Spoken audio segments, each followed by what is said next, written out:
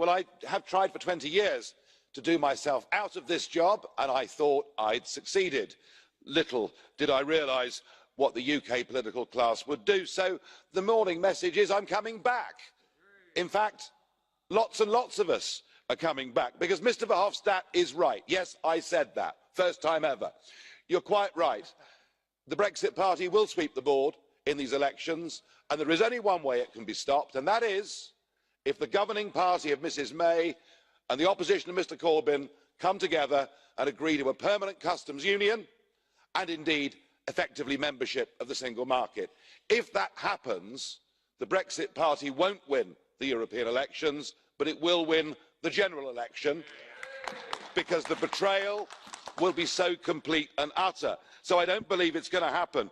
And as 15 years as a joint or sole president of a group, I have been to dozens of European summits, and again I've seen conflict between nation states and the European institutions, whether it was the Austrians or the Irish or the Hungarians or indeed the Greeks. And there is one golden rule, always, and that is that Brussels wins. The power and might of Brussels always wins.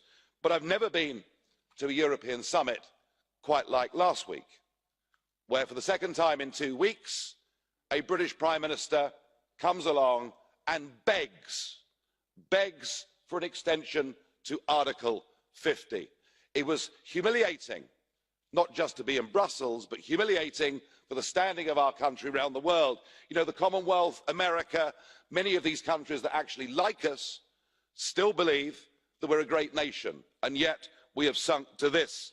A Prime Minister that promised us we'd leave on the 29th of March, that then said we might leave on the 12th of April, that we definitely leave on the 30th of June, and now we're being told we'll leave on the 31st of October. Halloween, trick or treaty, make your minds up. And if it's your last day, Mr Juncker, well, I hope that we leave together on that day. But actually, if it's left to this appalling Prime Minister, if it's left to our politicians in Parliament, I know that it's not going to happen.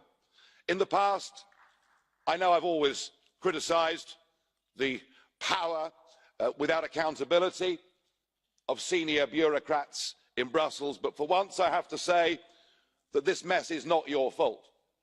Your position has been clear from the start.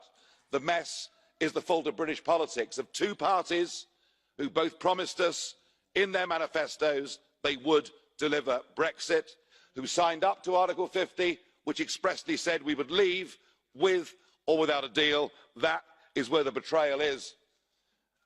And I do share with members great sadness at that appalling tragedy of the Notre Dame being burnt down yesterday. Something very beautiful has been lost, but something very vital is being lost in the United Kingdom. And I thought the deaths column of a Times newspaper yesterday summed it up rather well.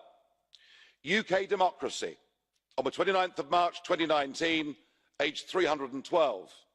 It was with sad regret that democracy died quietly in her sleep at 11 p.m. on March the 29th, 2019. The cause of death was foul play, and the culprits have yet to be brought to justice. Democracy campaigned for the rule of law, human rights, and always favoured the majority in her decisions. She will be sorely missed. God have mercy on our soul. What is happening in British politics beginning on May the 23rd isn't now just about Brexit, isn't now just about us leaving the European Union. It's about what kind of country we are. We have the oldest, longest serving continuous parliament in the world, the mother of parliaments. We have fought and given much for that principle of nation-state democracy, not just for us, but for our friends in Europe too.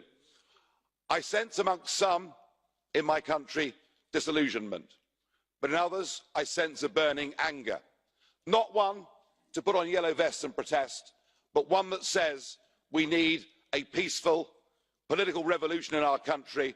We need to sweep away the two-party system that has let us down so badly.